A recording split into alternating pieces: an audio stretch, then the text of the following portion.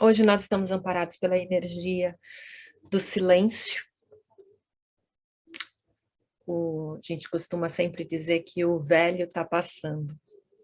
A gente está sob a energia e o amparo de Obaluayê e Omulu. São dois orixás que confundem muito a nossa compreensão. Não sei se todo mundo conhece, mas depois podia até ter trazido a imagem deles aqui, mas os dois têm exatamente a mesma forma física de representação. Então, isso às vezes tem pessoas alguns grupos que consideram que é o mesmo orixá, outros não, são dois orixás. Dentro da minha compreensão de orixás, eu tenho como dois, Obaluayê e Omulu, mas um é considerado o orixá da cura, o outro orixá da morte. Para alguns chamam o Obaluayê de orixá da doença, né? E isso sempre causa um certo temor, mas acho que a gente trazer com um olhar um pouco diferente. Para mim, falar de Obaluayê é falar de Omulu, apesar de ser duas energias diferentes para mim. Falar de um é falar do outro, porque para a gente chegar, primeiro que muitas vezes a morte é a cura, e a gente está falando, quando eu falo isso, eu falo sim do corpo físico, da morte física, e também falo da morte de tudo aquilo que precisa morrer na nossa vida para poder renascer de novo, com mais força, com mais energia e florescer novamente. Mas para a gente chegar nesse final de ciclo, nesse encerramento de ciclo, a gente tem um processo de transmutação, um processo de compreensão para chegar à transmutação daquilo que está atrapalhando, daquilo que está impedindo a gente de viver, de curar. E quem faz esse processo é o Obaluayê. Então, para mim, não dá para falar de Obaluayê sem falar de Omulu e vice-versa. Porque a gente precisa fazer esse processo de silenciar e entender o que está acontecendo aqui dentro para poder chegar nesse final de ciclo, seja para onde é que a gente tiver que ir, mas a gente precisa continuar sempre seguindo. A gente não pode parar a nossa vida, a gente não pode parar a nossa evolução por conta dos nossos medos. E também nós entramos no equinócio de outono, e o que tem a ver, né? Outono, inverno, orixá da cura, orixá da morte, Omulu, Obaluayê, na verdade tem tudo a ver, porque enquanto o Obaluayê faz esse processo de transmutação, daquilo tudo que nos adoece, e Omulu é o orixá do encerramento dos ciclos, da morte, o outono é o momento em que nós silenciamos para refletir e transmutar tudo aquilo que não tem mais sentido na nossa vida e passar a dar espaço para o que tem que nascer, para o novo que precisa chegar. Então, o outono representa Obaluayê, enquanto o inverno representa Omulu.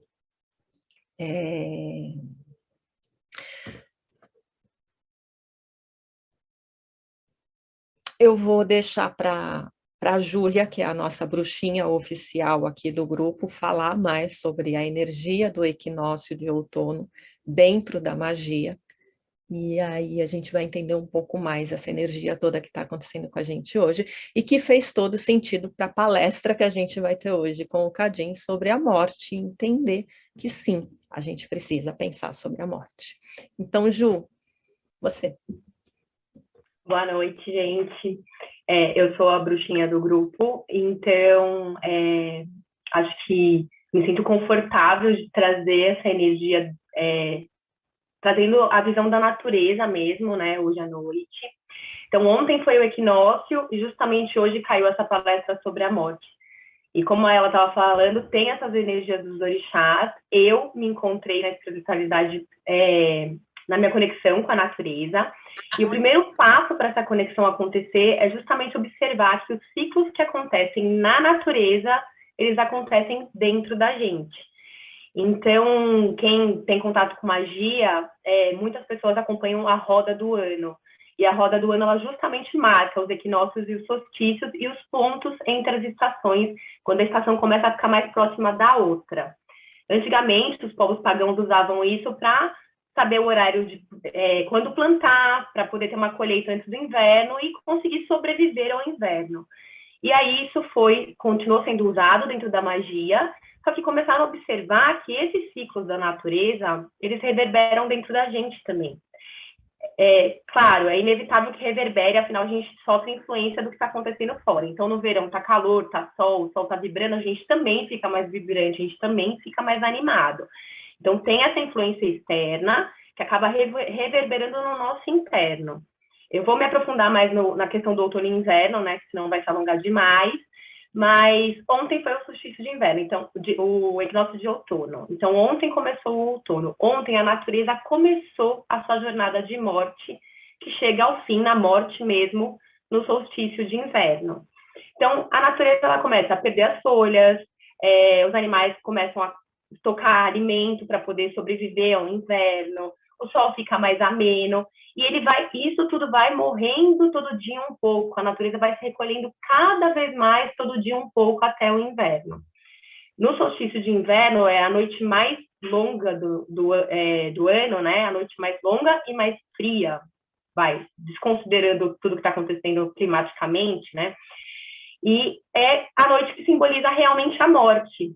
Então, no solstício de inverno, a gente pode dizer que é a energia de Omolu, né? Que é a morte mesmo da natureza. No dia seguinte ao solstício, a natureza já começa, o sol começa já a ficar um pouquinho mais quente, depois mais quente. As plantinhas, elas começam a brotar dentro da terra no inverno ainda, para explodir na primavera, mas elas começam a brotar no inverno. E o que isso tem a ver com nossos ciclos internos, igual ela falou? A gente, sofrendo essa influência do externo, observando esses ciclos fora, a gente consegue usar isso como instrumento de autoconhecimento e de conexão com a espiritualidade. Você começa a perceber que realmente isso reverbera dentro de você. Então, no outono, a gente começa realmente a ficar mais introspectivo, a se recolher, ficar mais reflexivo. Querendo ou não, nessas reflexões, a gente entra em contato com questões que a gente sabe que a gente precisa deixar ir. Então, é o momento realmente de permitir que as nossas folhas comecem a cair, para que no inverno a gente fique totalmente desnudo das nossas folhas, das coisas que não servem mais, e na primavera isso possa explodir num novo ciclo. A gente tem a tendência de relutar, né, ao deixar ir, no deixar ir. Então, observando a natureza, o que está acontecendo fora, você consegue aos poucos perceber que isso também está acontecendo dentro, não é de um dia para o outro. Assim como a natureza, a morte vem aos poucos, nas energias dos orixás que ela explicou também, dentro da gente também. Então, a gente tem um tempo realmente para deixar morrer, permitir que as folhas caiam. Esse tempo é o tempo que você realmente vai se autoconhecer, entender que não serve mais e permitir soltar, para depois brotar numa nova coisa. E também o outono uma energia de gratidão, porque você olha para o ciclo que passou e agradece pelo que foi. Então, eu costumo dizer que o outono traz para a gente duas energias: a coragem de se despir, de permitir que nossas folhas caiam, mas também a energia de gratidão, que é uma energia maravilhosa, de olhar para trás e entender que quais foram nossas colheitas, o que nós conseguimos colher nesse último ciclo, agradecer e permitir o que precisa ir, para no inverno realmente a gente estar totalmente despido e na primavera brotar em vida. Então, observando esses ciclos, assim como a gente vê que o ciclo da lua tem influência na gente, principalmente nas mulheres, né, nos ciclos menstruais, os ciclos das estações do ano também. Então, sabendo disso, a gente tem um poder uma força muito grande, um instrumento muito forte de autoconhecimento realmente e de conexão com a espiritualidade. Então, assim, eu convido todo mundo que está aqui, quem se sente confortável, a gente vai dividir com vocês um ritual que eu passei para o grupo, que traz essa energia do equinócio, do outono, né, agora, porque a gente está, né, nessa energia do outono, a gente ainda não chegou na morte, né. É um ritual que fala sobre coragem e gratidão, então é um ritual muito lindo. Então, quem se sentir que deve se conectar com essa energia, vai estar lá no grupo. E deem uma chance para observar realmente como os ciclos da natureza, eles realmente reverberam dentro da gente. Como todos os dias a gente realmente morre em algumas coisas para deixar outras renascerem. E como é importante a gente conseguir realmente se desprender das nossas folhinhas, por mais porque a gente tem medo, né? A gente tem medo do inverno que vai chegar, mas se permitir abrir para um novo ciclo, porque a natureza mostra isso para a gente. A roda roda, um novo ciclo começa e ele explode em vida. Então, tá aberto para a gente explodir no novo ciclo, explodir em vida. Então, é basicamente isso. Obrigada, Ju. Linda. Essa é a nossa bruxinha que está aí sempre lembrando a gente da fase da lua, do que a gente precisa fazer, para que a gente precisa olhar. E quanto mais conectado a gente está com a natureza, fica mais fácil da gente se conectar com a vida, e mais fácil da gente entender o que está acontecendo com a gente, entender o que está acontecendo com a vida. Porque o sentido da vida é o sentido da evolução, não é o contrário. E para falar de vida, morte, e porque não tem como falar de morte sem falar de vida, não tem como falar de vida sem falar de morte, e a gente precisa perder esse medo de falar da morte, porque a morte está aí na frente da gente todos os dias a gente nasce no momento em que a gente acorda, a gente morre no momento que a gente vai dormir, né? O dia, ele começa com o nascer do sol e ele começa a morrer com o pôr do sol. Então, todos os dias a gente tem essa passagem de um mundo, todos os dias a gente encara a morte, a cada processo nosso, o começo de alguma coisa e chegar ao fim de alguma coisa, a gente está falando de fechamento de ciclo, a gente está falando de morte, e ao mesmo tempo a gente morre de medo de falar da morte. Então, a gente precisa perder esse medo, a gente precisa desconstruir isso e começar a desconstruir também nessa galerinha que Deus colocou na mão da gente para cuidar, né? Então, assim, vamos fazer diferente com eles, vamos começar a aprender diferente e fazer diferente com os nossos filhos, com as nossas crianças, fazer eles perderem, começar a mudar essa geração de pouquinho em pouquinho e começar a olhar para algo que é extremamente natural. E aí o Cadim, que está aqui, um dos dois, porque tem dois Cadim aqui, um deles está aqui, conseguiu, e ó, isso é uma coisa que eu quero muito falar, porque a gente só se deu conta esses dias, né? Eu já tinha convidado o Cadim para fazer essa palestra para a gente, e estava bem complicado de conseguir a agenda, e de repente ele me manda uma mensagem: olha, tem um buraco, só tem o dia tal para fazer. Lindo, maravilhoso, é nesse dia. E por coincidência, isso tudo que está acontecendo. Equinócio de outono, mudança de ano astrológico, tudo no dia, né, ali pertinho, dia seguinte da nossa palestra. Então, eu costumo dizer que coincidências não existem, né? Eu falo que coincidência é um jeito que Deus encontrou de fazer poesia. E é isso. Então, a nossa poesia de hoje é o Cadim falando.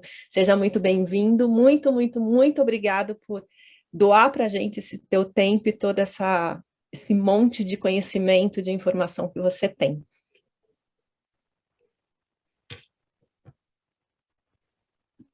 Eu estou brigando aqui com as coisas, velho. Eu que agradeço demais da conta ela o convite. Estava tudo bem até agora, a hora que eu me vi, tem alguma coisa errada, estava faltando a luz. Gente, boa noite, obrigado pelo convite em primeira mão, agradeço, assim, né? Saber que é um projeto tão novo e a confiança por me chamar, assim, né? Já de começo, fico muito grato, satisfeito, fico feliz. Gente, eu fui botar uma luz para ver se acabava com a olheira, ficou pior, né? Fiquei igual o tio Chico agora. Ai, uma coisa que era para me ajudar me piorou, eu acho. Vou até apagar ela, porque tá pior. Olha como é que ficou ruim. Ficou pior. Eu não sei o que é pior. Tá bom. Mas, gente, então vamos lá. Vamos ver o que dá para fazer aqui com esse negócio. Sei lá, enfim. Deixar mais. Gente, boa noite, vocês estão bem? Tem 2 de mim aí, porque vocês viram que o tanto que eu sou bom com tecnologia, então eu tenho que deixar no computador ali para eu ficar vendo o pessoal, porque no celular eu não sei fazer essas coisas. Cadinho, deixa eu só te interromper um segundo, eu esqueci de avisar que o pessoal foi para salinhas de tratamento. Eu sei que todo mundo queria ficar aqui assistindo a sua palestra, mas não vai rolar. E atendidos para a salinha. Dama, pode passar o pessoal. Aí lá, desculpa, agora é todo seu de novo. Vamos lá. Deixa eu Tem que dar um negócio aqui. Tem que tratar mesmo, gente. Trata aí. É uma alegria, então, estar aqui. A gente pede a Deus que nos abençoe a todos, né? Que nos direcione, que nos ilumine, que a gente consiga trazer informações que sejam relevantes em torno de assuntos tão delicados, né? Bom, falar da morte, para mim, é uma coisa bem, hoje, mais do que nunca, bem intensa, bem delicada, mas de um olhar bem diferente do que eu tinha antes. Eu sempre estive envolto da morte e nunca me dei conta muito do quanto isso era intenso na minha vida e fui descobrir só depois de mais velho um pouco, né? Bom, a minha jornada, gente, eu sou terapeuta, né? Acho que todo mundo viu lá o negocinho, né? Eu trabalho com terapia integrativa, sou espírita já tem um tempo, lido com a coisa da transcendência da morte já tem um tempo, e as minhas experiências mais marcantes, só para vocês entenderem mais ou menos, quando eu tinha por volta de 19, 20 anos, eu comecei a passar por uma experiência que foi muito impactante para mim. Eu comecei a achar que eu ia morrer. Eu botei na cabeça que eu ia morrer e comecei a... Um belo dia eu falei, cara, eu vou começar a deixar uns bilhetes anotados aqui para quando eu morrer a galera saber o que eu tenho para dizer para cada um. E fui fazendo uns bilhetinhos e deixava guardado, escondido, assim, mais ou menos escondido, né?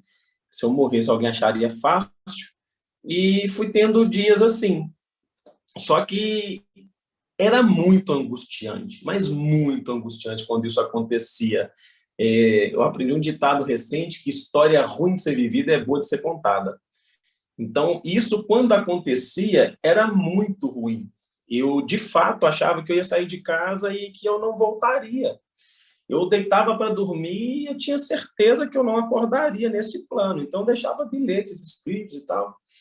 E depois de meses passando por isso, eu fui consultar com um guia espiritual, que inclusive foi o primeiro que eu conversei foi o guia espiritual do meu pai, que era o Caboclo Samambaia, não sei se vocês o conhecem, eu sou encantado com ele. E aí um dia ele falou assim, cara, você não está percebendo o que está acontecendo? Não com essas palavras, né, gente? Ele falou assim, olha, você não está entendendo o que está acontecendo? Você não está para morrer. É porque tem alguns irmãos aí ao seu redor querendo mandar cartas aos familiares, você não está conseguindo entender o que está acontecendo e está achando que eu sei que vai morrer. Mas fica tranquilo que não é. Ai, gente, que alegria que me deu nesse dia. Foi muito bom para mim saber que eu não ia morrer tão breve. E assim começou a minha jornada mais perto do que é morte, do que é a vida espiritual em si, né? Do que tinha essa representatividade. Muitos anos depois, aí dando um salto quântico no tempo, em 2018, no meu consultório, eu atendi pela primeira vez uma paciente em fase terminal. E ela não sabia que ela estava para... Deixa eu ver o caso dela. Ela não sabia que ela estava para morrer e já estava em cuidados paliativos já. E eu comecei a atendê-la. E quando ela chegou no meu consultório, ela chegou lá e deu de cara com o consultório todo branquinho. Desde cedo, eu gosto de vestir branco, então vira e mexe, eu estou todo de branquinho, eu trabalho de branco. E quando essa pessoa chegou no meu consultório, eu percebi que foi meio que um choque para ela.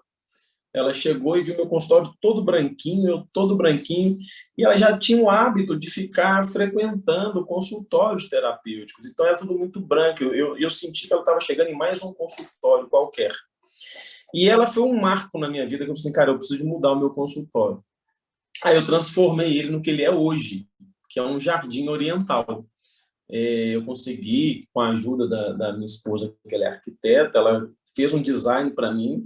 Eu falei assim, olha, eu quero ter grama dentro do meu consultório. Ela falou, como é que você vai fazer isso? Eu falei, aí já não é problema meu, o arquiteto de nós dois, eu sei, projeta para mim, eu preciso ter grama, eu quero fazer um negócio diferente, porque eu não quero que as pessoas que entrem lá entendam que estou entrando mais um consultório. E aí, poxa, ela fez um projeto maravilhoso e meu consultório hoje... Eu queria ter uma foto para mostrar para vocês aqui, mas eu não tenho. Não tem no seu Instagram? Tem no meu Insta. Depois a tem gente lá. olha. E aí ela transformou ele num jardim. E quem me transformou foi essa paciente. Porque aí eu fui estudar tanatologia. Já ouviram falar de tanatologia? Tanatologia é a ciência que estuda faz o estudo da morte, né? Vem do deus Thanatos, né? O deus grego Thanatos, que é irmão do Hipos, né? O Thanatos é o deus da morte, o Hipos é o deus do sono, né? Então a hipnose, né, vem do deus Hipos, que e a tanatologia, que é o estudo da morte, vem do deus Thanatos, que era o moço que levava o pessoal para Hades, né? Conduzia eles lá para a morte. E a tanatologia faz um estudo profundo do transe da morte em vários aspectos diferentes, tanto de quem está para morrer, quanto de quem vive o luto, de quem passa pelo transe da morte através, né, da experiência muito próxima, né, com familiar, com conhecidos e tal. E aí, quando essa pessoa passou pelo meu consultório e eu percebi assim, poxa, ela está para morrer e ela não sabe disso. E eu fui tentar entender qual que é o impacto de alguém que está para morrer e não sabe.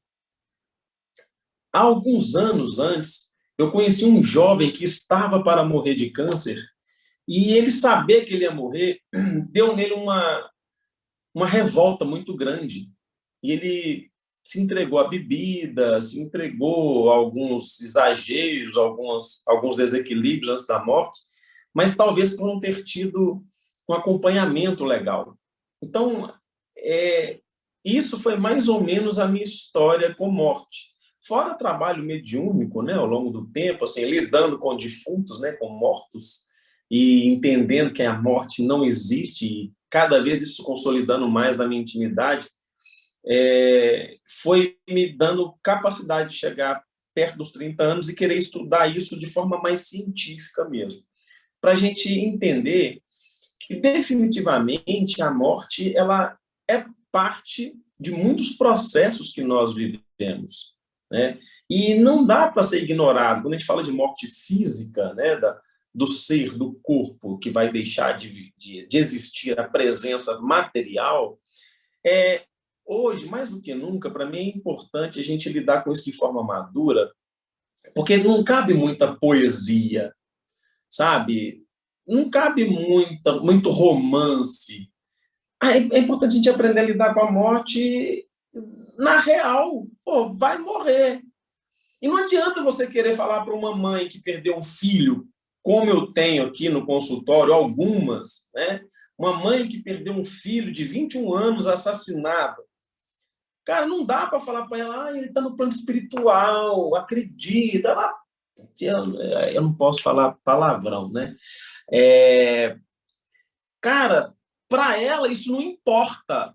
Ela não tem mais a presença física do filho dela de 21 anos, que na cabeça dela tinha um mundo pela frente para viver. E ele foi assassinado.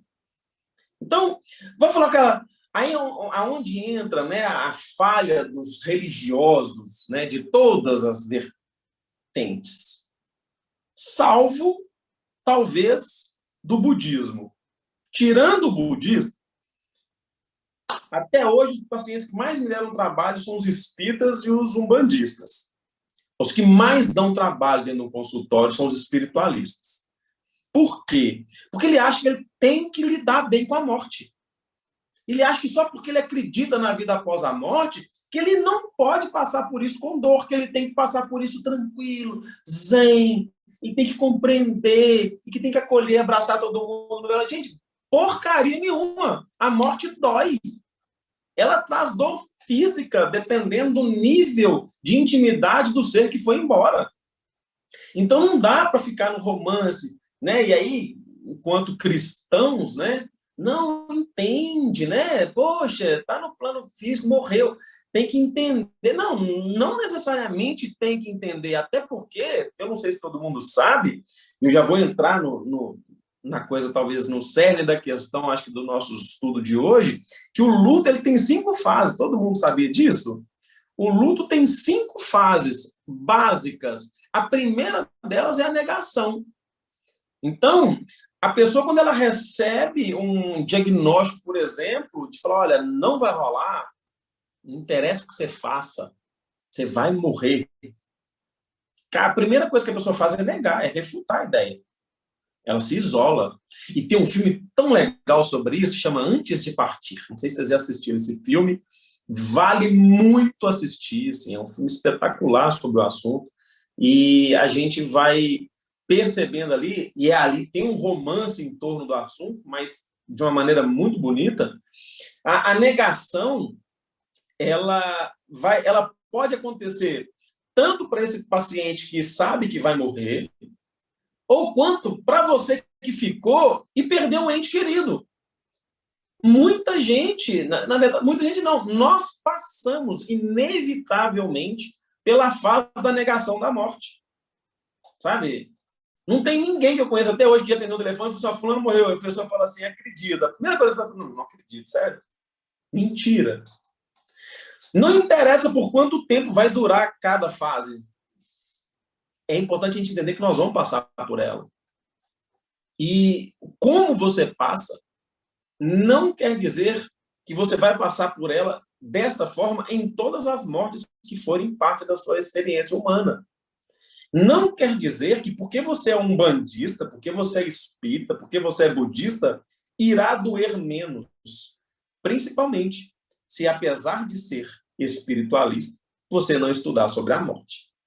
Você não falar sobre a morte.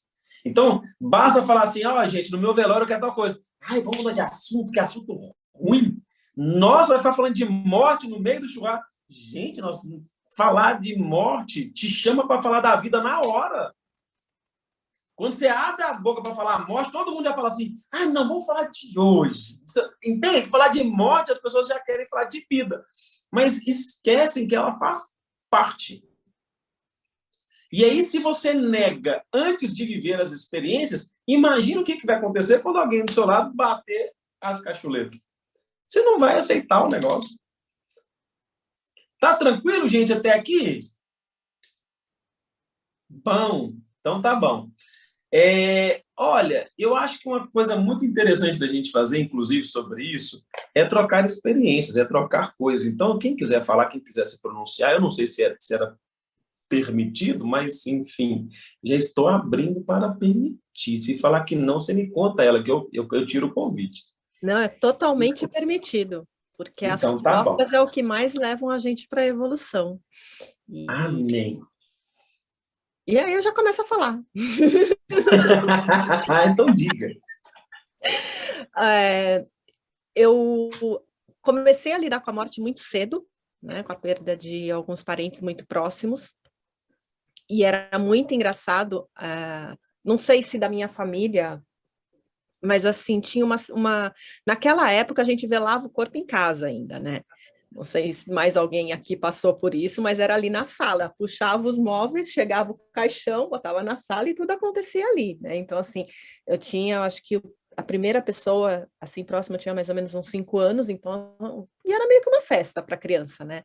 E é muito engraçado que vão tirando essa naturalidade da gente com o tempo. E eu lembro, eu penso muito sobre a morte, assim, eu tenho minha playlist já montada para o meu velório, meu marido já sabe disso, assim, eu sou muito tranquila mesmo em relação a falar sobre a minha morte, converso com a minha mãe sobre a morte dela, eu tenho uma mãe de 91 anos, gente, pelo amor de Deus, ela vai morrer, se ela não morrer, tem alguma coisa errada com ela, entendeu? Então a gente conversa sobre isso, tipo, né, assim, como que quer, o que quer, porque eu acho justo a pessoa trazer, né? Não que vai fazer muita diferença, porque sei lá para onde que a gente vai, quanto tempo vai demorar para ir, se a gente vai ver alguma coisa do velório ou não, mas eu já deixei bem claro que eu não quero crisântemos no meu caixão. Então, assim, também não. Isso também. Aquilo é muito feio, gente. Vamos trocar outra coisinha, pelo amor de Deus. Mas no meio disso, eu acho que a morte que mais me afetou mesmo foi a do meu pai. E é muito engraçado, porque assim, quando meu pai faleceu, eu não estava muito ligada com a espiritualidade como eu tenho hoje, né, assim, de estar frequentando algum lugar e tal, mas eu senti o dia inteiro que meu pai ia morrer. E só que eu fiz uma coisa, eu fui trabalhar normalmente. Eu era da publicidade na época, né? E o quanto a responsabilidade era forte para mim em relação ao trabalho. Eu fui trabalhar chorando, eu chorava o tempo todo, então, assim, tinha alguma coisa errada que eu não sabia explicar o que que era. A filmagem era a 10 minutos do hospital, onde meu pai estava internado, mas pela meu excesso de responsabilidade, eu fiz assim, quando terminar a filmagem, eu vou para o hospital para ver meu pai. A filmagem terminou, porém pediram um extra. O meu diretor falou para mim ir embora, eu falei não, eu fico até o final, só que a hora que terminou, que bateu palmas na filmagem, é um costume que a gente tem, para quem não sabe, a hora que termina a gente bate palmas, a hora que bateu palmas, eu recebi a ligação do meu sobrinho avisando que meu pai tinha falecido. Então, assim, isso foi uma coisa que me marcou no sentido de o que eu estou colocando na frente ali das questões, né, das pessoas e tudo mais, porque assim eu deixei meu pai para segundo plano. Naquele momento eu tenho muita consciência disso, mas isso fez com que eu mudasse muitas coisas na minha vida. Por isso que, assim, quando eu falo que falar de morte é falar de vida, para mim é nesse sentido não de não vamos falar da morte, né? Porque a gente não quer, mas entender como que a gente está vivendo, porque isso faz uma grande diferença em como a gente vai morrer, né? A medicina antroposófica, ela mesma fala, né? Se você quiser morrer bem, você precisa viver bem. E eu acho que é isso. Olhar para a morte é olhar para a vida da gente. E isso vai fazer uma grande diferença. É porque não tem como ser diferente, né? Vamos combinar? Não tem como. Como é que você quer ter uma morte boa se você não teve uma vida boa, gente? A conta não fecha. E o que é ter uma vida boa? Né? A sua morte vale a sua vida? A sua vida vale a sua morte? Sabe? Essas coisas é de se perguntar, porque assim, não, o Vinícius de Moraes que fala, né? Vida é uma só e não tem duas. O reencarnacionista acha que essa frase é errada, mas ela é certíssima. Porque você não terá. Aqui tem Luana. Não, a Luana não vai ser Luana de novo. A ela não vai ser ela outra vez. Sabe? Damares não vai ser Damares mais uma vez. Cara, nossa vida é uma só. Então, o Vinícius de Moraes ele foi muito assertivo nessa frase. Se a gente não entende que vida é uma só, a gente deixa de viver a melhor vida que a gente pode ter, esperando uma vida melhor. Aí a gente vive, como diria Platão, praticando uma coisa chamada eros, né? Eros é o amor, né? Segundo Platão, o amor platônico, e o amor de Platão, não tinha palavra amor para Platão, né? Ele tratava como eros, e o eros é o desejo, a paixão, né? O desejo, e a gente só deseja aquilo que a gente não tem, certo? Então, quando você passa uma vida praticando o eros do Platão, você nunca vai se ver satisfeito com a vida que você tem. Você nunca vai conseguir entender as suas conquistas e também as suas perdas. Porque você vai estar sempre desejando. E isso não é ruim até certo ponto. Então, praticar eros é importante. Desejar, querer, correr atrás, almejar é bom. Mas é importante praticar um pouco do que o Sócrates chamava de filias, né? Para Sócrates, o amor, ele traduz uma palavra chamada filias, que já é uma espécie de contentamento, que é você deixar o discurso de que a grama do vizinho é mais verde de lado e entender a sua grama, acolher a própria vida, acolher a própria grama, desfrutar do que você tem, do que você já conquistou. Então, quem passa uma vida só na busca, só no desejo, conquista um monte de coisa e não sabe o que conquistou, cara. Sabe? É aquela coisa de, tipo assim, a insaciedade toma conta dessa pessoa. E aí, ela está, às vezes, acumulada de coisas e não desfruta de nenhuma. Porque ela está sempre querendo mais. E aí, quando a morte chega, ela fala, cara, poderia ter feito mais coisas. E para você fazer coisas, importa você entender o que você tem nas mãos para estar fazendo agora. Então, equilibrar eros entre filias é muito importante. Porque se você não entende, né, as suas buscas e não entende o que você já tem, aí a gente vira aquele cristão péssimo. Porque para Jesus o amor é ágape. E o ágape do Cristo é o amor crístico, é o amor de doação. E quando você quer ser um cristão para doar, sem saber nem o que você tem, você vira um péssimo cristão. Porque você quer doar amor, mas você não se ama. Jesus complicou a vida depois que ele veio aqui, que ele falou assim, ama o teu próximo como a ti. A gente para no ama o teu próximo. Tem uma pergunta para fazer para vocês que estão aqui me vendo e me ouvindo. Todo mundo aqui já sabe o que ama fazer para divertir? Eu vi 3 cabecinhas assim, uma assim e uma que vai dar um torcicolo, que nem mexeu, que é para não se comprometer. Gente, essa é a pergunta que mais trava os meus pacientes. O que você ama fazer para divertir? Então, já recebi várias pessoas, porque eu pratico autoconhecimento, não sei o quê. Eu falo, o que você ama fazer para divertir? Dá a tela azul. Pã, erro 404 na cabeça da pessoa. Porque ela acha que autoconhecimento é viver só... Gente, o ódio que eu tenho desse estilelê da atualidade, do jovem místico. Eu tenho ódio do jovem místico. Porque ele acha que autoconhecimento é ficar vivendo fora da zona de conforto. Autoconhecimento é dor e fome. Só choro, só coisa ruim. Cara, se você não sabe onde está a sua zona de conforto, na hora que seu cinto apertar, você chegar lá, sentar e falar, opa, estou de alta, espera aí, galera, deixa eu respirar. Se você não sabe onde se divertir, aonde se dar prazer, não me diga que você pratica autoconhecimento, que eu vou rir na sua cara.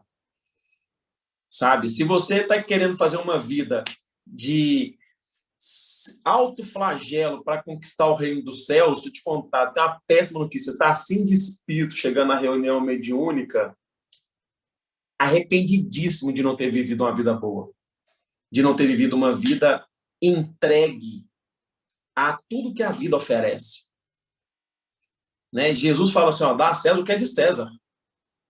O que é de César? Tudo que é material, tudo que é físico. Então, se você também tem um corpo físico, dê a César o que o corpo físico te pede. Ele pede conforto, lazer, prazer, diversão, porque a dor, gente, é intrínseca da vida. É por isso que quando vem a morte, depois da negação, a galera sente raiva, porque fala assim, puxa vida, eu não fiz uma porrada de coisa que eu queria ter feito.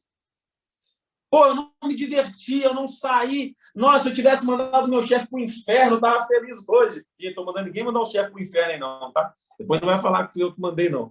Mas se você está infeliz no seu emprego e está achando que não está tendo uma vida digna, cria estratégia. Porque aí as pessoas também entram no romantismo assim, larga tudo e vai vender coco na feira. Pô, se você sabe qual que é a dificuldade quem vai vender o coco na feira, vai fazer. Mas não trata a vida com um romance infantil, achando que viver, né, é um rolê barato, que dá para fazer, no barato que eu falo, é de valor, não é de preço, é de valor. Porque tem quem vai viver uma vida excelente vendendo coco, mas se não é o seu rolê, se você gosta mesmo de Dolce & Gabbana, faça por merecer ter o seu Dolce & Gabbana. Não tem problema em ter uma BMW. Tem problema não saber conquistá-la. Não saber usufruir. Porque você vai ficar muito pé da vida. A hora que gente, não tem data certa para a morte bater na sua porta. Não tem. Ela pode chegar hoje, assim, cheguei. Você vai falar, mentira. Aí eu quero que vocês... eu não vou entrar aqui no conto do Sísifo, vou chegar, depois vocês pesquisem na internet, aí, porque se eu for contar a história dele, que inclusive ele encontra com Thanatos, né, ele engana a morte. Ele foi considerado a pessoa mais inteligente, né, uma das pessoas mais inteligentes na mitologia grega, porque ele enganou a morte 3 vezes. E a lenda do Sísifo, inclusive, eu fiz nesse ano, no dia 1º de janeiro, eu gravei um podcast sobre o mito dele, porque todo final de ano, a galera no dia 31 quer fazer planos para planos novos para o próximo ano, né? Sempre renovação, sempre não sei o quê, de recomeço. E a gente esquece de dar continuidade às coisas. E aí você programa seu cérebro para recomeçar todo ano e não entende por que seus projetos não dão continuidade. E o mito do Sísifo, ele fala sobre isso, porque ele é condenado a ficar subindo, rolando uma pedra morro acima, e todas as vezes que ele está na pontinha para chegar, uma força maior derruba a pedra e ele é condenado a descer e subir com essa pedra. Todas as vezes que ele chega lá no topinho, a pedra cai, ele tem que descer e pegar ela de novo. Então, a vida do Sísifo é um eterno recomeço. E a gente não precisa de viver uma vida de eterno recomeço. A vida pode ser de continuidade. Mas, para a tua vida ser de continuidade, é importante que você se entregue a ela. É importante que você compreenda e respeite os processos. E respeitar os processos, falando da morte, né, é respeitar enquanto você tem vida. Porque, gente, na hora que a notícia bate, a raiva de não ter aproveitado, praticado filias do Sócrates, que é viver o que você já tem, o que você já conquistou, é básico da galera. É básico. O pessoal ficar com raiva que tá para morrer. Ficar com raiva porque fala assim, nossa, cara, eu não abracei meu pai uma última vez. Eu não falei com minha mãe que eu amava ela. Poxa, eu poderia ter dado um abração. E a bateria do meu... Está morrendo a bateria do meu computador. Gente, só um minuto. Se eu desencarnar, eu vou perder todos vocês. Pera, deixa eu só buscar um carregador. Senhor da Glória, canta uma música aí. Pelo amor de Deus. Devia ter abraçado a gente antes, porque ó, se morrer a bateria... Voltei. Você esperava que ela fosse me abandonar tão rápido. Tá vendo? Ó, faz parte do luto, a negação. Eu tô com raiva dela. Já passou para a segunda fase. Já até pulei a negação. Pronto. Voltei. Onde eu parei? Na raiva. Mentira. É isso, gente. Então, assim, a gente pode parar de postergar. E sabe por que a gente posterga? Porque a gente não acredita que chega. A gente procrastina porque a gente pensa assim, não, quem morre é só o filho do vizinho. E igual ela falou, chega com 91 anos.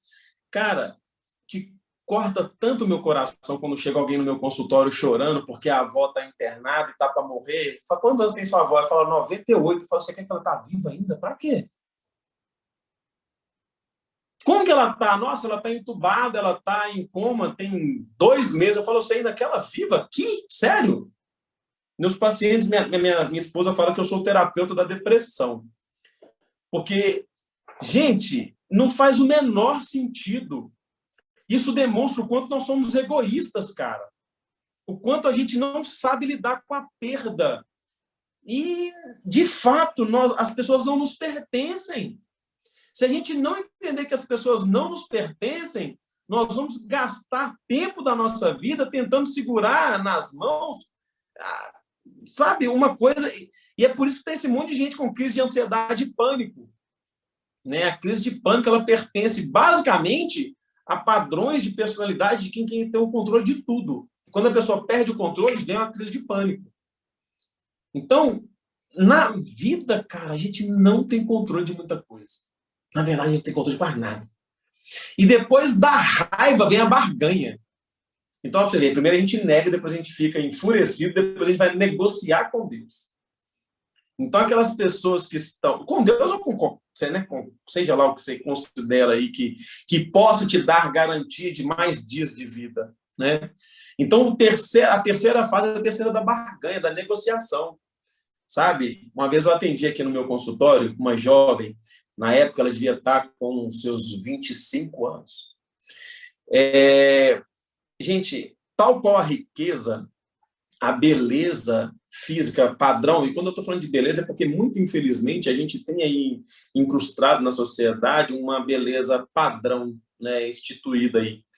E quando a pessoa se aproxima desse tipo de beleza que foi colocada como padrão, ela tem algumas facilidades que, às vezes, o dinheiro dá, o poder dá, né? A beleza é um desafio muito grande. E essa jovem, muito bela pelos padrões estipulados pela sociedade, ela chegou no meu consultório com um desespero muito grande. E ela estava com medo de estar positivada, soro positivo, né? Ter se contaminado com HIV. Ela pegou e me falou assim, cara, eu fiz uma promessa para Deus. Eu falei, uai, o que aconteceu? Eu acho que eu estou com uma doença. Aí ela contou a história dela, só. E eu fiz um exame de sangue. E eu prometi que, se eu não tivesse, eu ia ficar 1 ano sem comer chocolate. Eu falei, Deus deve ser um menino muito mimado, né? Ela parou e me olhou. Eu falei, por quê? Eu falei, mas sério que você está barganhando com Deus com chocolate? É isso mesmo? Porque se Deus te criou em espírito e verdade, e importa que você o adore em espírito e verdade, será que não seria melhor negociar com ele em espírito e verdade? Porque, vamos combinar, porque, por que eu estou fazendo isso aqui? Entende que para essa pessoa, se ela estivesse com soro positivo, ela já estava pensando na morte? Ela já estava pensando assim, ela não passou na cabeça dela que teria uma vida se tratando. Ela já pensou em morte. E ela já foi negociar com Deus. Eu falei, você fez a promessa antes ou depois do exame de sangue? Ela falou, depois. Eu falei, aí complicou mais ainda. Porque se é que Deus tem um milagre para fazer, ele vai ter que mudar não só em você, mas na amostra que está no laboratório. Para Deus nada é impossível, mas vamos botar o pé no chão? Vamos lidar com a vida na importância que ela tem de verdade? Independente de como estiver o seu sangue, por que não viver a melhor vida que você pode viver daqui para frente? Por que não se amar da melhor maneira? E se você gosta muito de chocolate, por que, né, se negar isso? Por que não ser, então, uma pessoa melhor para você e para as pessoas que vivem com você? Porque a barganha na hora da morte, a gente faz né, a gente acha que Deus está no mesmo desespero que a gente. Vocês acham que Deus criou seres humanos?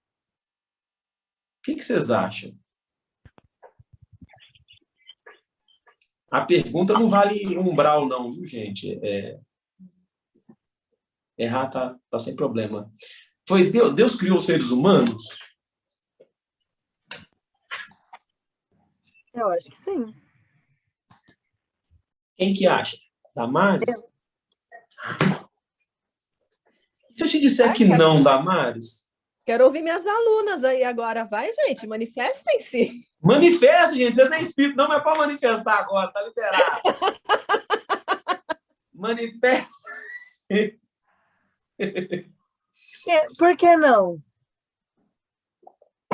Vai manifestar mais alguém? Ou vocês estão com o corpo fechado aí? Como é que é? Por que não? Porque, Damares, a humanidade é só um caminho. Deus criou anjos, seres puros. E nós estamos a caminho só disso. Ele não nos criou para ser humanos. Ser humano é só uma parte do processo. Deus nos criou em espírito. Ser humano é só uma parte disso. E que a gente vai transcender.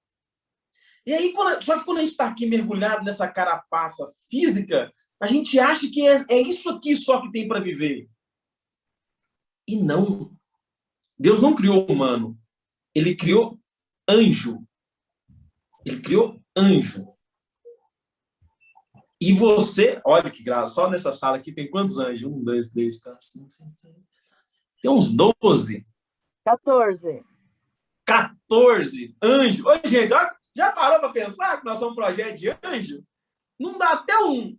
Eu não sei vocês, mas me dá um negocinho pensar que eu sou um projeto de anjo. Se vai ter moral ou não, não sei. Mas se você entende que ser humano é só parte do seu processo, talvez você entenda que o seu esforço vai te levar a outro estágio numa velocidade diretamente ligada à sua entrega, ao seu esforço. E quando o pessoal acha que o negócio acaba aqui, nessa humanidade, não tem por que fazer o bem. Não tem por quê. Aí, um ágape do Cristo perde o sentido. Porque nós não vamos amar como Jesus amou se nós não transcendermos a nossa humanidade. Jesus falava assim, ó, eu sou o filho do homem, não é assim? Feministas, desculpem, na época dele era isso, né? Mas vamos, a palavra mata, o espírito vivifica.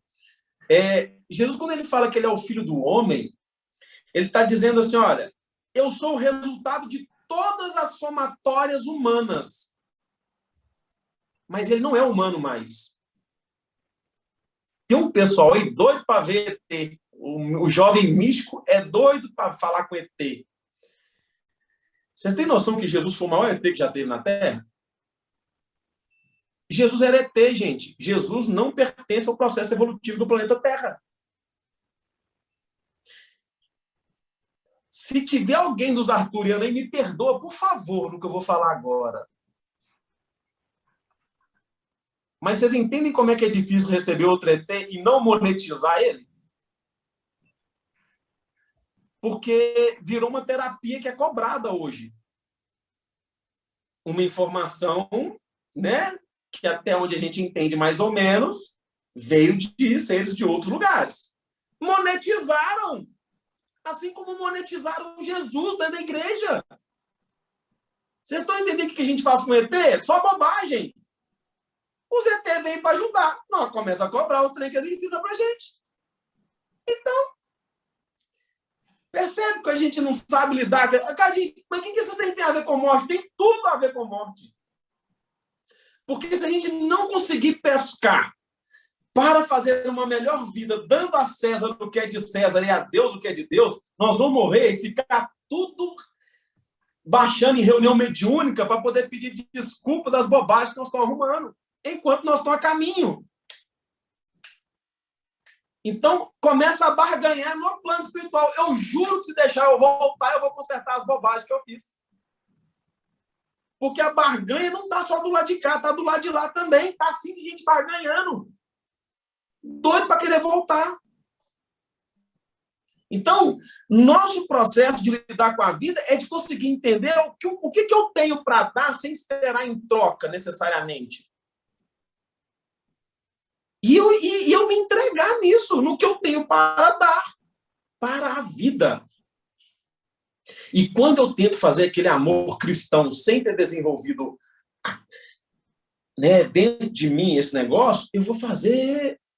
Eu posso até não contar para ninguém, mas vocês já pararam para pensar? De todo bem que vocês fizeram, não adiantar de nada você queimar no fogo do inferno, como é que você vai se sentir? Me conta. Se chegar e falar assim, o que você fez não deu, você vai ficar satisfeito? Ou você, no fundinho, está esperando alguma recompensa também? Porque eu tô, gente, vou contar para vocês, eu tô. Eu já falei com Deus, Deus, tem umas caridades que eu faço que eu falo, Deus, nem conta essa não, que eu vou falar para todo mundo o que eu fiz. Né, tem hora que a minha mão esquerda ela já vai falando no livro assim, que eu fiz a caridade para alguém. Então, tem coisas que a sinceridade nossa é importante para que a gente não seja pego de surpresa na hora que a morte vier. Sabe? Porque depois da barganha, quando não tem negociação, quando a vida fala assim, deixa eu te contar, vai rolar a morte. Vocês já assistiram MIB 3?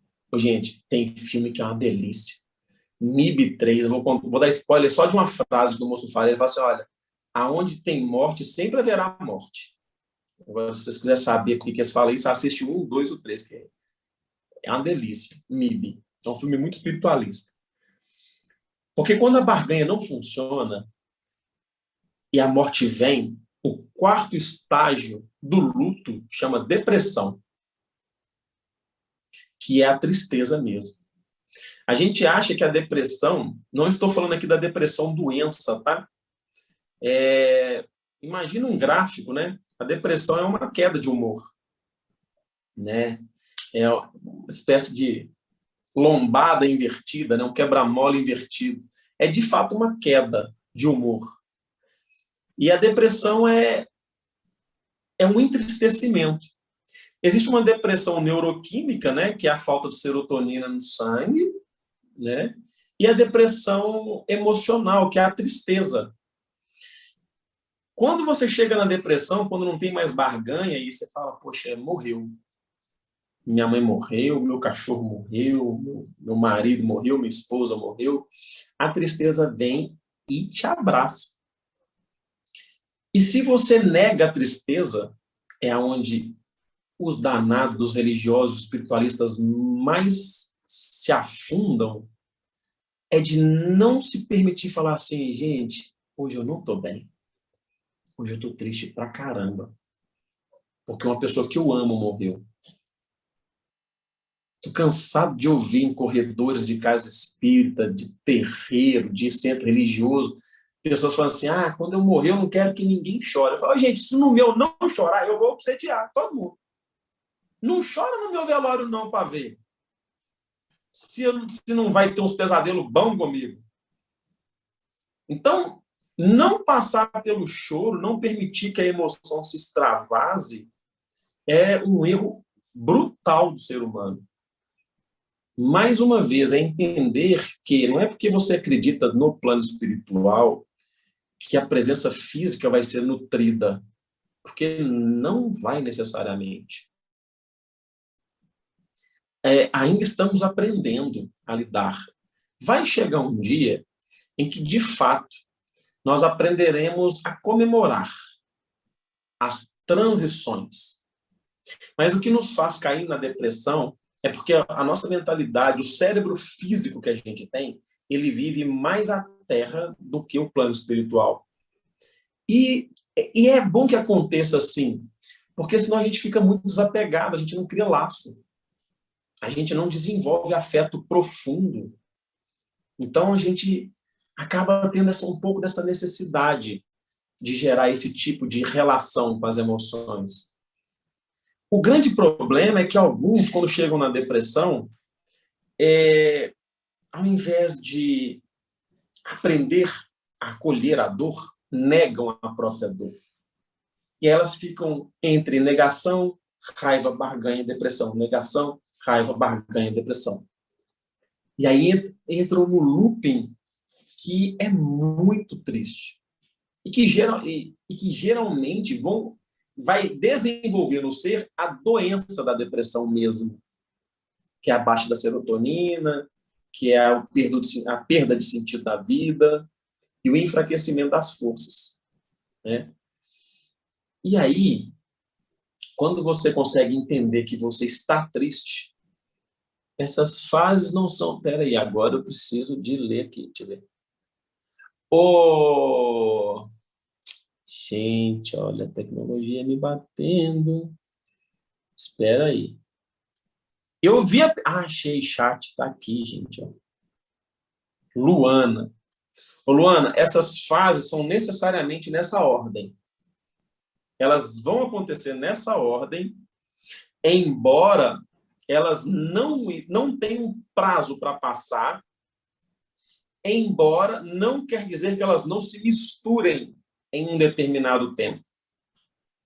Porque a raiva, eu não sei se você sabe, mas é a emoção que trata sobre justiça. Nós só sentimos raiva quando nós sentimos que uma injustiça foi praticada. E mais diretamente também vinculado ao medo. Então, não tem como a gente lidar com as emoções sem entender o recado que elas estão trazendo para a gente. E a pessoa que está com raiva, ela está se sentindo injustiçada. Ela não acha que aquele negócio não deveria ter acontecido. Ou ela, embora algumas pessoas falam sobre 6 meses, eu não gosto de dar tempo mínimo e muito menos máximo para isso. Sinceramente, eu não gosto de falar num tempo médio para luto, não. Porque nós somos seres únicos, né? Individuais. E aí eu não sei, eu não conheço um estudo que fala sobre tempo médio. Eu conheço sobre, assim, como é que chama aquela outra palavra? Hein? Algumas pessoas arriscam chutar que existe. Mas eu, particularmente, prefiro não colocar prazo, não. Acho que o autoconhecimento, né, quando a gente fala assim, cara, essa dor não está passando. Eu acho que aí é um bom momento para poder tratar, né? Não, não dá para pular. Qualquer etapa que você pular, você cai na negação, entende? Se você quiser pular uma etapa, você já negou o processo. Quer dizer que você está na 1 ainda. Embora vão se misturar muitas vezes, né? Então, não tem. E o último processo é a aceitação. Gente, não tem aceitação sem passar por esse processo. E digo mais, desenvolvi no meu consultório com os meus pacientes uma maneira, um organograma para a aceitação. Se tudo der certo, vai estar num livro que a gente deve publicar esse ano, que chama Espiritismo Além do Templo. Eu consegui juntar algumas informações de PNL, de meditação e de ensinos espíritas e elaborei um livro sobre isso.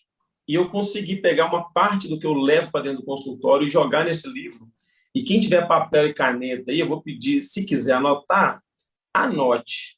É uma sequência que, inclusive, começa de trás para frente. Eu tenho até que horas mesmo? 9h30, né? Então tá. Antes de mais nada, antes de passar para esse negócio aí, gente, alguém quer falar alguma coisa? Eu tô aqui, eu falei que ia deixar vocês falar e estou falando igual um pobre na chuva, né? É que eu tô com medo de morrer. Se você precisar passar um pouco, não tem problema. Tá, não, mas tem alguém quer falar alguma coisa? Alguém quer se manifestar? Quer baixar aí no terreiro? Fica à vontade. Não? Camila, posso? Pode? Eu coloquei uma pergunta, mas eu não estava achando a interrogação aqui. Então, essas etapas, elas podem ser sentidas antes mesmo da passagem da pessoa? Eu digo isso porque eu passei um processo com a minha mãe, que, na verdade, eu acho que nós obtivemos essa barganha de tempo, sabe? Porque quase que ela partiu mesmo em 2004, depois ela só foi em 2013, e eu me lembro que eu passei numa corrente, ela já estava muito mal mesmo, ali parecia que ela ia, e eu pedi porque eu achava que não era o momento ainda dela partir, por tudo ainda que ela tinha que ser trabalhado aqui, entendeu? Se ela ficasse mais um tempo, ela teria, né, esse processo mais ajustado para ela. E aí ela foi, e eu acho que eu estava vendo aqui principalmente essa questão da aceitação e da barganha, né, propriamente dita, eu acho que nós conseguimos, quer dizer, na verdade, eu pedi muito, assim, ao plano espiritual, foi justamente isso, foram 9 anos nesse tempo, do momento que parecia que estava tudo certo que ela ia partir, para o momento mesmo, quando ela partiu de vez. E essa aceitação, para mim, foi muito tranquila. Eu me lembro que ela partiu, eu segurando a mão dela lá no hospital, né? Ali com ela, e senti todo o processo quando ela ia. E, assim, lógico que você falou, dói às vezes, a gente sente essa tristeza, mas, ao mesmo tempo, eu fiquei assim, sabe? Bem tranquila, no sentido, lógico que triste, sentindo a falta da minha mãe, mas um misto, né, de sentimentos, assim, Aí, por isso que eu te perguntei isso, porque eu acho que teve situações aqui que eu acho que foi antes mesmo da partida dela, assim. Então, Enésia, né? Eneisa. Enésia. Então, quando a gente fala de luto pela tanatologia, isso começa desde quando, assim, vem um diagnóstico, vem uma batida na porta, sabe? A gente já começa a vivenciar o luto. Então, não sei se for o efeito das suas preces, o que foi que deu à mãe a moratória. né? A gente chama de moratória, né? Essa estendida de tempo. Ela tem os motivos dela para ter recebido. Isso, O, verdade, verdade. Eu acho que foi mérito dela pela trajetória dela nisso. sim, o negócio é que eu posso ser sincero, e eu acho que a gente tem pouco gabarito para falar se foi mérito ou se foi punição, entendeu? Porque tá na Terra, a gente não Verdade, sabe. verdade. Tadinha, A gente porque não não foi sabe fácil, não. Foram se é 9 anos mérito ou se é castigo. Verdade, No sentido da concordo. palavra, né? A gente trabalha com provas e expiações, né? Eu acho que A foi gente mérito sabe. um pouco para mim também, sabe? Mais, até talvez até do que para ela, de estar ali junto e, sei lá, Ó, me ajudando, não sei. o porquê e para quem, não sei responder. O que eu sei dizer é, certamente já dá para iniciar as etapas do luto. Porque aí, percebe que você identificou a barganha, você identificou os processos, e aí você fala, olha, eu vivi isso tudo. Porque a gente também acha que, assim, ó, quando uma pessoa recebe um diagnóstico, por exemplo, né, de contagem de tempo, isso não serve só para quem está às portas de morrer há dias, semanas ou meses, não. Pode ser por anos. Quando a pessoa chega no médico e fala assim, aqui, ó, você no máximo 4 anos. Essa pessoa já recebeu um diagnóstico que ela não passa de 4 anos. Agora, imagina, em quanto tempo que ela vai viver a negação, a raiva, a barganha, a depressão? Não sei. Né? Então, no seu caso, foram 9. E ainda tem o processo do pós-mortem, que também acontece, sabe? Agora, isso não quer dizer, gente, e aí quando você lembra da pessoa que morreu e tal, vem em choro e tal, nossa, quer dizer que eu não passei pelo luto ainda? Não, é só saudade. Saudade, como diria Emmanuel, né, pelo Chico Xavier lá, saudade é a dor que dói nos dois mundos. Verdade. Saudade dói de cá e dói de lá. Então, isso, sentir a dor da saudade, chorar, não quer dizer que você já não tenha completado o processo do luto. Inclusive, ó, gente, tem uma moça chamada Ana Cláudia Quintana Arantes, não sei se vocês já ouviram falar Sim, dela, conheço. ser Sim, humano assim, espetacular para falar sobre morte. Esse aqui sim. o meu outro livro dela está lá no meu consultório, esqueci de trazer para casa, achei que eu estaria lá, inclusive, na hora da gente conversar aqui. Ela tem 2 livros, na verdade já são 3, só sobre esse assunto, assim, acho que ela tem até mais. Mas eu acho que o primeiro que ela lançou, que é espetacular, é A Morte é um Dia que Vale a Pena Viver. Quero viver. E tem Um essa aula livro dela no YouTube dela. maravilhoso. Tem uma palestra Tem dela sobre o a livro. palestra, A Morte é um Dia que maravilhosa. Vale a Pena Viver. E esse outro aqui, que é um tchutchuquinho também, Histórias Lindas de Morrer. Ô, gente, quem puder, leia, sabe?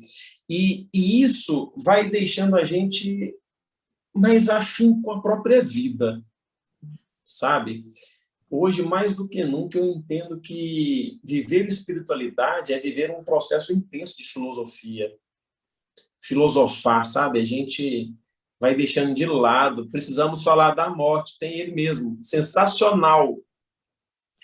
Gente, a gente sabe?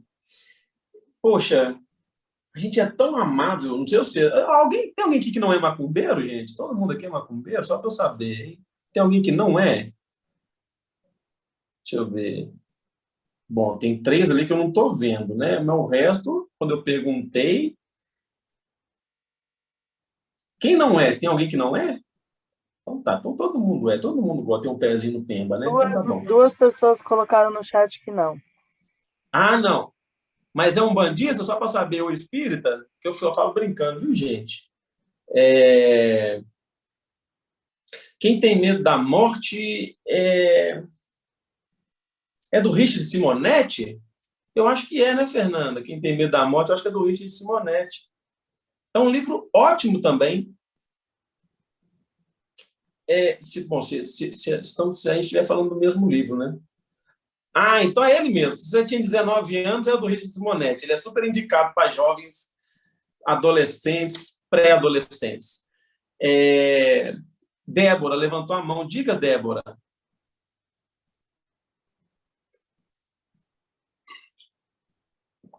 Levantou por engano? Acho que foi. Então, pessoal, quando a gente tem uma vivência espírita ou espiritualista. Né? Eu falo brincando sobre ser macumbeiro, porque a galera já fala que eu já assumi para mim quando me pergunta, né? Quando eu falo que eu sou espírita, tem que explicar. Aí eles perguntam, você é macumbeiro? Então eu já falo que eu sou macumbeiro, porque eu explico tudo de uma vez só. Aí fica tudo bem.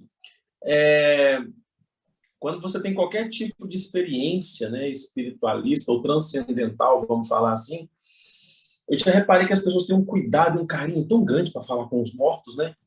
Um respeito para falar com o preto velho, uma honra para tratar com o caboclo, né?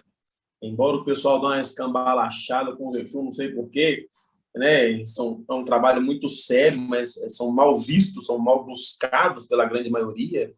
E quando chega na gente, a galera se trata com certo desdém. As pessoas não tratam com respeito os vivos, tanto quanto tratam os mortos. Sabe? Eu vejo as pessoas tratando espíritos ruins no sentido de conduta, né? Espíritos maus, ruins não, maus, espíritos que fazem mal para as pessoas. Aí vai chamar de irmãozinho, vai chamar de meu companheiro, meu colega. Aí ele senta na frente da televisão, vê o cara, o espírito matou 600, ele chama de meu irmãozinho. Ele vai lá no jornal e vê o cara que matou um e fala assim, não, esse cara tinha que morrer na cadeia. Fala, mas ele tem que morrer na cadeia para você tratar ele bem no terreiro depois, ou tratar ele bem no centro espírita depois? Por que ele não pode receber, né, a nossa compreensão antes de morrer? Até porque é isso que vai mudar ele. Né? As nossas energias, a nossa maneira de transformá-lo que vai fazer com que ele possa ser alguém melhor.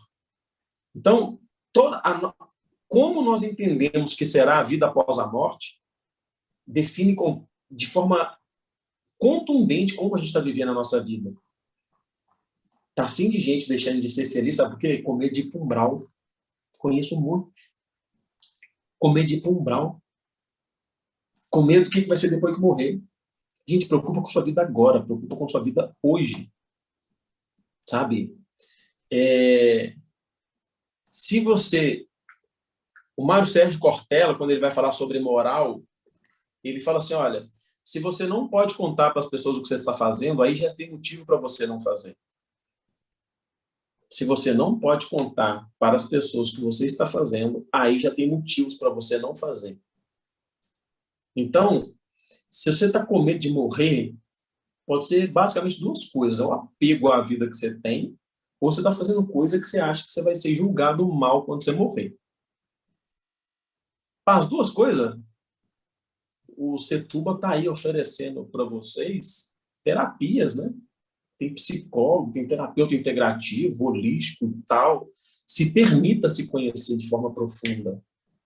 Se permita, sabe, entender a sua humanidade. Errar não é errado. Se eu pudesse, eu só queria que vocês guardassem só essa frase. Se vocês guardar isso, eu já fico feliz. Errar não é errado. E é das coisas que mais enche o consultório terapêutico hoje são pessoas que se consideram erradas por terem errado na vida. Então, você cometer erros não quer dizer que você é uma pessoa errada. E isso é uma das coisas que mais traz medo de morrer para as pessoas. Vive a vida, entende qual que é a vida que você acha mais gostosa de viver. Entende qual que é a vida que você acha mais bacana. Na hora que você perder alguém tiver para morrer, lembra, você tem 5 fases para poder passar. Conhecer essas fases quer dizer que você vai passar por elas mais rápido? Não necessariamente. Quer dizer que você vai não gerar uma revolta para cada uma delas que você entrar. Cada uma delas que você entrar, você vai conseguir reconhecer e vai viver ela de uma maneira mais consciente. Viver a vida de forma consciente, eu acho que já é uma grande vantagem na frente de um monte de coisa que a gente tem para viver aí. Lembra que eu falei que ia pedir para vocês anotar um negocinho? Né? E ele é de trás para frente, porque para falar de aceitação, para mim tem um caminho para ser seguido. Eu tenho uma pergunta breve para fazer. Vocês acham que tem como? Escreve a palavra aceitar. Faz de trás para frente. Vai lá no final da folha e escreve a palavra aceitar e põe um tracinho. Deixa eu ver se aqui vai aparecer espelhado. Deixa eu ver se vai. Faz assim. Aceitar. Deixa eu ver se... Como que apareceu? Apareceu espelhado aí? Ou apareceu dando para ler?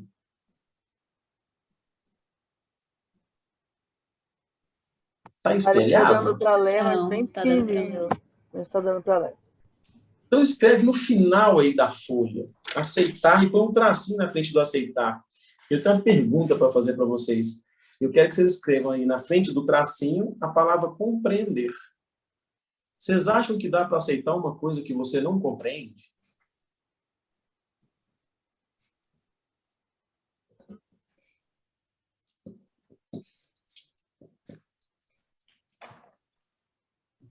Se tiver alguém que acha que dá para aceitar alguma coisa sem compreender, se manifeste. Porque se for consenso de todo mundo que não dá... para a gente buscar mais espaço. Mas é um microfone aberto aí da Mari. Fechou. Tá. Então tá. Já que nós entendemos que não dá para aceitar sem compreender, faz outro traço e escreve na frente do compreender. Entender. Vocês acham que dá para compreender alguma coisa sem entender? Vocês sabem a diferença?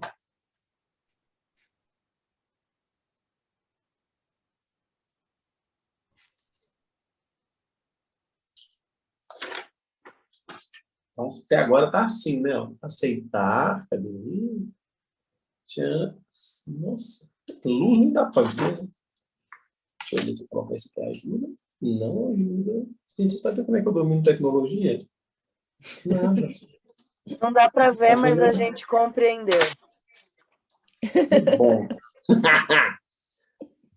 Mas agora virou pão de honra. Então, o entendimento é da razão. A compreensão é do sentimento profundo. Às vezes a gente entende que mentir faz mal, mas a gente não compreende, a gente vai lá e mente. Entende? Então, compreender é mais profundo. Ainda que você perca com isso, você vai lá e executa. Porque você compreende a importância. Mas até compreender a gente entende. Mas aí faz um tracinho na frente do entender e escreve a palavra conhecer. Vocês acham que dá para dá para entender uma coisa que você não conhece? Então, já como nós estamos falando de nós mesmos, na frente da palavra conhecer, abre um parênteses e escreve reconhecer. Então, para aceitar alguma coisa, não é possível que eu vou terminar esse negócio sem nem slide, não é? Para não falar que deu problema. Não aparece.